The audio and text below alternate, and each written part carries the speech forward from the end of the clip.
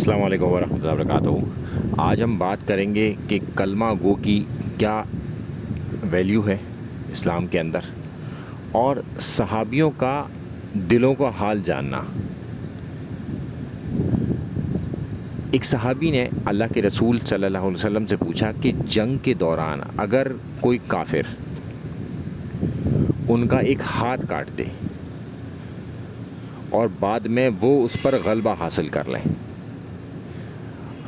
اور وہ غلبہ جب حاصل کریں تو وہ کافر جو ہے کلمہ پڑھ لے، تو کیا اسے قتل کر دینا چاہیے یا نہیں؟ اللہ کے رسول صلی اللہ علیہ وسلم نے کہا کہ نہیں، اسے قتل نہیں کر سکتے۔ انہوں نے کہا کہ باوجود اس کے کہ اس نے میرا ہاتھ کاٹ دیا تھا، تب بھی اللہ کے رسول صلی اللہ علیہ وسلم نے منع کر دیا۔ یعنی کہ کلمہ گو کی یہ ویلیو ہے، یہاں پر ایک دوسرے کو لڑایا جاتا ہے، ایک دوسرے کے خلاف بھڑکایا جاتا ہے۔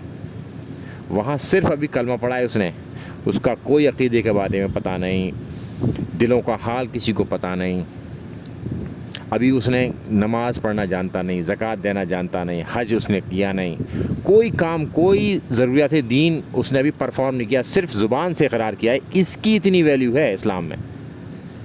پھر اس کے آگے چلتے ہیں، حضرت اسامہ ابن زید، یہ اللہ کے رسول صلی اللہ علیہ وسلم کی گود میں پلے بڑے ہیں اور ان کے پوتوں کی طرح ہیں۔ یہ زید بن حارثہ کے بیٹے ہیں، جن کو اللہ کے رسول صلی اللہ علیہ وسلم نے آزاد کر اپنا بیٹا بنا لیا تھا۔ پھر بعد میں قرآن کی آیتیں اتر گئیں، تو لہٰذا اب وہ اسلامی بھائی ہو گئے اللہ کے رسول صلی اللہ علیہ وسلم کے۔ مگر اسامہ ابن زید کی وہی پوزیشن تھی جیسے کہ ایک پوتے کی ہوتی ہے۔ ان سے ایک جنگ کے دوران ایک کافر کو انہوں نے شہید کر دیا، جبکہ اس نے کلمہ پڑھ لیا تھا۔ مگر پھر بعد میں جا کے اللہ کے رسول صلی اللہ علیہ وسلم کے سامنے انہوں نے اپنی بات رکھی، اپنی شکایت خود کر دی۔ یہ تھا جذبہ۔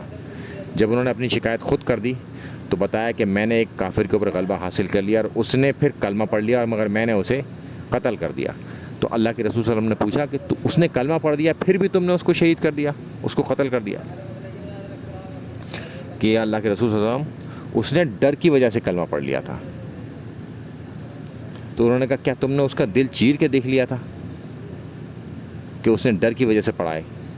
یعنی کہ صحابیوں کو بھی دل کے حالات کے بارے میں پتہ نہیں تھا کہ کسی آدمی کے دل کے حالات کیا ہیں، اور اس نے ڈر کے مارے پڑھا ہے یا دل سے پڑھا ہے، اس کے بارے میں کسی کو بھی پتہ نہیں۔ لہٰذا اب جو لوگ یہ کلیم کرتے ہیں نا دلوں کے حال جاننے کا، اس سے آپ کو یہ پتہ چل جائے گا کہ جبکہ صحابیوں کی سب سے زیادہ ویلیو ہے اس امت میں، نبیوں کے بعد صحابیوں کی ویلیو، اور اس کے بعد دیگر لوگ۔